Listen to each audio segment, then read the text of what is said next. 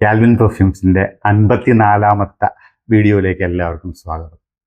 ഇന്ന് ഞാൻ പരിചയപ്പെടുത്തുന്ന ഒരു പുതിയൊരു കമ്പനി, പെർഫ്യൂം ഇൻഡസ്ട്രിയിലാണ് പരിചയപ്പെടുത്തുന്നത്. അത് കഴിഞ്ഞ് അവരുടെ ഒരു മേജർ, അവരുടെ ഒരു സിഗ്നേച്ചർ പെർഫ്യൂമുമാണ് ഇന്ന് പരിചയപ്പെടുത്തുന്നത്.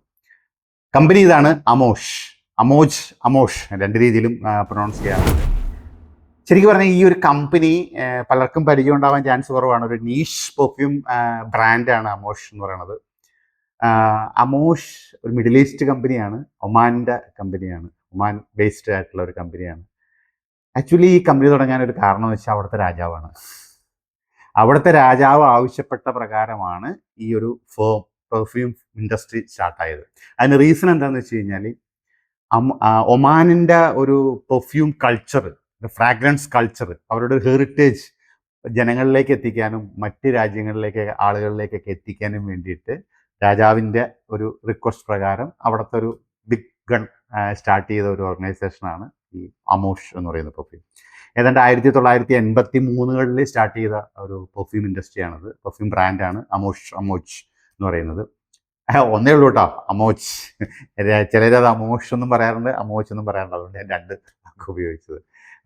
ഓക്കെ, അവരുടെ ബ്രാൻഡിൻ്റെ ഒരു പ്രത്യേകത എന്താണെന്ന് വെച്ച് കഴിഞ്ഞാൽ, അവരുടെ പെർഫ്യൂംസ് എല്ലാം തന്നെ ഒരു മിഡിൽ ഈസ്റ്റ് കൾച്ചറായിരിക്കും. മീൻസ് ഹെവി പെർഫ്യൂംസ് ആയിരിക്കും, നല്ല ലാസ്റ്റിംഗ് കിട്ടുന്ന പെർഫ്യൂംസ് ആണ്. മലയാളികളെല്ലാവരും ആഗ്രഹിക്കുന്നത് അത് തന്നെയാണല്ലോ, ഒരു ലാസ്റ്റിംഗ് പെർഫ്യൂം. ആ പെർഫ്യൂമിൻ്റെ, അവരുടെ ആ ബ്രാൻഡിൻ്റെ ഒരു മേജർ പെർഫ്യൂം അമോഷ് ഇൻ്റർലൂഡ് എന്ന് പറയുന്നൊരു പെർഫ്യൂം. ഇതിനെപ്പറ്റി ഞാൻ പറയുകയാണെന്നുണ്ടെങ്കിൽ ഒരു ഒറ്റ വാചകം പറയാം. ഇത്രയും എന്താ പറയുക, ലാസ്റ്റിംഗ് ആയിട്ടുള്ളത് ഒരു 2-3 സ്പ്രേ തന്നെ ഒരു എൻറ്റയർ ഡേ നിൽക്കുന്ന ഒരു പെർഫ്യൂം, അതാണ് അമോജിൻ്റെ ഇൻ്റർലൂഡ് എന്ന് പറയുന്ന ഒരു പെർഫ്യൂം. പക്ക സ്മോക്കി, പക്ക ഊതി, വുഡി സ്മോക്കി പെർഫ്യൂം എന്ന് വേണമെങ്കിൽ ഇതിനകത്ത് പറയാം. സ്പൈസിയും കൂടി ചേർന്ന് വരുന്ന ഒരു പെർഫ്യൂം എന്ന് വേണമെങ്കിൽ നമുക്കിതിനെ ഒറ്റ ഇതിൽ പറയാൻ പറ്റും. ഇതിന് സാധാരണ നമ്മളൊരു പെർഫ്യൂം ഉപയോഗിച്ച് കഴിയുമ്പോഴത്തേക്കും ആളുകൾ പറയണത് എന്താ, ഒരിക്കലും ഒരു സൂപ്പർ പെർഫ്യൂം എന്ന് ആരും പറയില്ല. പ്രത്യേകിച്ച് മലയാളികൾ പറയില്ല. മലയാളികൾ പറയാൻ കൊള്ളാം, കുഴപ്പമില്ല, ഇങ്ങനത്തെ ഒരു ഇതായിരിക്കും പറയും. പക്ഷേ ഈ പെർഫ്യൂമിൽ അങ്ങനെ പറ്റില്ല. ഒന്നില്ലെങ്കിൽ നല്ലതെന്ന് പറയണം, അല്ലെങ്കിൽ ചീത്തയെന്ന് പറയണം. കാരണം ഈ പെർഫ്യൂം എല്ലാവരുടെയും കപ്പ് ഓഫ് ടീ അല്ല. കാരണം എന്താ വെച്ചാൽ ഇതൊരു ഹെവി സ്ട്രോങ് പെർഫ്യൂമാണ്. അപ്പോൾ അതുകൊണ്ട് ചിലർക്കത് ഇഷ്ടപ്പെടാം, ചിലർക്ക് ഇഷ്ടപ്പെടാതിരിക്കാം. അപ്പോൾ അതുകൊണ്ട് ഇഷ്ടപ്പെടുന്നവർക്ക് അത് ഭയങ്കര ഇഷ്ടമായിരിക്കും, ഇഷ്ടമില്ലാത്തവർക്ക് അത് കൊള്ളില്ലാത്ത പെർഫ്യൂമായിരിക്കും. അതാണ് ഇതിൻ്റെ ഒരു പ്രശ്നം എന്ന് പറയുന്നത്. ഒരു നീഷ് കമ്പനിയാണ് കേട്ടോ ഇത്. അമോഷ് എന്ന് പറയുന്നത് ഒരു നീഷ് പെർഫ്യൂം ബ്രാൻഡാണ്. നീഷ് പെർഫ്യൂം എന്ന് പറഞ്ഞു കഴിഞ്ഞാൽ ഞാൻ നേരത്തെ ഒരു വീഡിയോ ചെയ്തിട്ടുണ്ട്.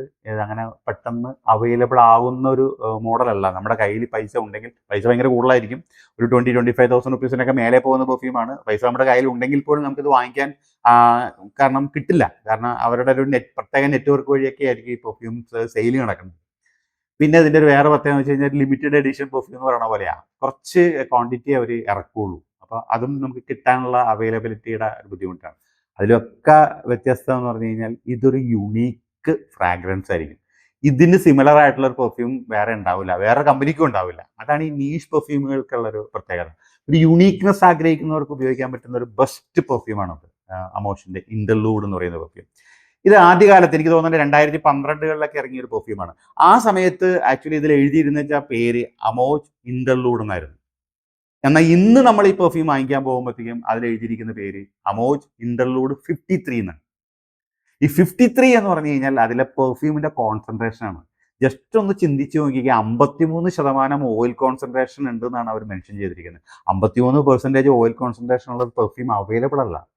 എനിക്കറിയില്ല, ഞാൻ കേട്ടിട്ടില്ല ഒറിജിനൽ പെർഫ്യൂംസ് ഇത്രയും ഹൈലി കോൺസെൻട്രേഷനിൽ ഇറക്കുന്നത്. ആ പെർഫ്യൂമിൻ്റെ ബീസ്റ്റ് ആയിരിക്കും, ഫ്രാഗ്രൻസിൻ്റെ സ്ട്രെങ്ത് അത്രയ്ക്കും ബീസ്റ്റ് ആയിരിക്കും. കാരണം അത്രയും കോൺസെൻട്രേഷൻ അതിനകത്ത് ഉള്ളൊരു പെർഫ്യൂമാണ്. അതുകൊണ്ടാണ് ഞാൻ ആദ്യമേ പറഞ്ഞൊരു 2-3 പെർഫ്യൂം സ്പ്രേ ഉണ്ടെങ്കിൽ തന്നെ നമുക്കൊരു എൻ്റയർ ഡേ നിൽക്കുന്ന ഒരു പെർഫ്യൂമാണെന്ന് പറയുന്നത്. ഇൻസൈഡ് 2-3 മതി, ഔട്ട്സൈഡ് ആണെങ്കിൽ കുറച്ചും കൂടി കൂടുതൽ സ്പ്രേയും കൂടി അടിക്കേണ്ടി വരുമായിരിക്കും. അങ്ങനത്തെ ഒരു പെർഫ്യൂമാണ്. ആ പെർഫ്യൂമിനെ പറ്റി ഞാൻ പറയാം. ഞാൻ ജസ്റ്റ് പെർഫ്യൂംസിനെ ഇൻട്രൊഡ്യൂസ് ചെയ്യൽ മാത്രമാണ് കേട്ടോ. അതൊരു റിവ്യൂ ആയിട്ട് ആരും കാണരുത്. നിങ്ങൾക്ക് പെർഫ്യൂമിൻ്റെ എൻ്റയർ റിവ്യൂ അറിയണമെന്നുണ്ടെങ്കിൽ മറ്റേതെങ്കിലുമൊക്കെ സൈറ്റുകളിൽ കയറിയിട്ട് റിവ്യൂ കേൾക്കുക. ഞാൻ ജസ്റ്റ് ഒരു ഓവർവ്യൂ പോലെ കാണിക്കുന്നു എന്ന് മാത്രമേ ഉള്ളൂ. ജസ്റ്റ് ഒരു ഇൻട്രൊഡക്ഷൻ മാത്രം. ഇത് നമുക്ക് ആദ്യം അടിക്കുമ്പോൾ നമുക്ക് ആദ്യമേ വരുന്ന ഒരു സ്മെൽ എന്ന് പറയുന്നത് ബെർഗാമോട്ടിൻ്റെയും ഒറിഗാനോ, പ്ലിമെൻറ്റോ ബെറി, ഈ 2 സാധനം നമ്മൾ കേട്ടിട്ട് പോലും ഉണ്ടാവില്ല. ഒറിഗാനോ എന്ന് ഉദ്ദേശിക്കുന്നത് വേറെ ഒന്നുമല്ല, നമ്മുടെ ഇവിടെ നാട്ടിൽ കിട്ടുന്ന ഒരു പനിക്കൂർക്ക, അയമോദകം, പുതിന ഒക്കെ ഇല്ലേ, ആ ചെടികൾ, അതുപോലത്തെ ഒരു ചെടിയുടെ സത്താണ് ഈ ഒറിഗാനോ എന്ന് ഉദ്ദേശിക്കുന്നത്. പിമെൻറ്റോ ബെറി എന്ന് പറയുന്നത് നമ്മുടെ കുരുമുളക് തന്നെ, പക്ക സ്പൈസി. അതിനും കുരുമുളകിനല്ല, കുരുമുളക് പോലത്തെ ഒരു ചെടി ഇതാണ്, കുരുവാണ് പിമെൻറ്റോ ബെറി എന്ന് പറയുന്നത്. അത് പക്ക സ്പൈസിയാണ്. നമുക്ക് പരിചയമില്ലാത്ത നോട്ട്സുകളാണ് ഇതിൻ്റെ അകത്ത് വരുന്നത്. അതാണ് ഞാൻ ആദ്യം പറഞ്ഞത്, ആ യുണീക്നെസ് എന്ന് പറയുന്നത്, വ്യത്യസ്ത സ്മെല്ലെന്ന് പറയുന്നതിൻ്റെ കാര്യം. നമുക്ക് പരിചയമില്ല ഇത്. പിന്നെ ഇത് കഴിഞ്ഞ് വരുമ്പോഴത്തേക്കും നമുക്ക് ഇതിൽ കാണുന്നത് ഫ്രാങ്കിൻസെൻസ്, പിന്നെ മിറ്.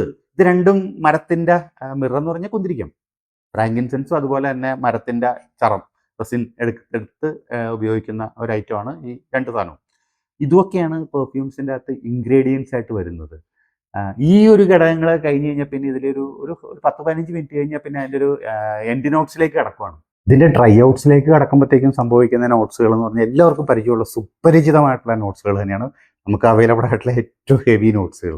Like oud, smoky, ambery, patchouli, sandalwood, ഇങ്ങനെയുള്ള അതിൻ്റെ ഒരു കോമ്പിനേഷനാണ്. ഡെഫിനറ്റ്ലി ഇതൊരു യുണീക്ക് പെർഫ്യൂമായിട്ട് യൂസ് ചെയ്യാൻ പറ്റും.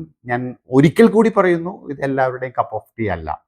നമുക്ക് ഹെവി പെർഫ്യൂംസ് ഇഷ്ടമുള്ളവർക്ക് ഇതൊരു എന്താ പറയുക, ഒരു അൾട്ടിമേറ്റ് പെർഫ്യൂം ആയിരിക്കും ഇത്. അത്രയും സൂപ്പർ പെർഫ്യൂമാണ്. ലാസ്റ്റിങ് ഇതിനൊരു എന്താ പറയുക, ഇതിനൊരു ബദലില്ല എന്ന് വേണമെങ്കിൽ ഞാൻ പറയാം. പെർഫ്യൂമിൽ നല്ലൊരു പെർഫ്യൂം ഓയിലിൽ കാണുമായിരിക്കും, മീൻസ് ഞാൻ പെർഫ്യൂമിൽ ഇത്രയും ഒരു ലാസ്റ്റിംഗ് കിട്ടുന്ന ഒരു പെർഫ്യൂം വേറെ ഉണ്ടോ എന്ന് തന്നെ സംശയമാണ്. അത്ര പോലത്തെ ഒരു ബീസ്റ്റ് പെർഫ്യൂമായിട്ട് നമുക്ക് ഇതിനെ കണക്കാക്കാം. ഇത് എൻ്റെ ഷോപ്പിൽ ഞാൻ ചെയ്യുന്നുണ്ട്, നിങ്ങൾക്ക് കോണ്ടാക്ട് ചെയ്യാം, അയച്ചു തരാം, വാങ്ങിക്കാം. ഇനി അടുത്ത വീഡിയോയിൽ പുതിയൊരു പെർഫ്യൂം പരിചയപ്പെടുന്നവരേക്ക് എല്ലാവർക്കും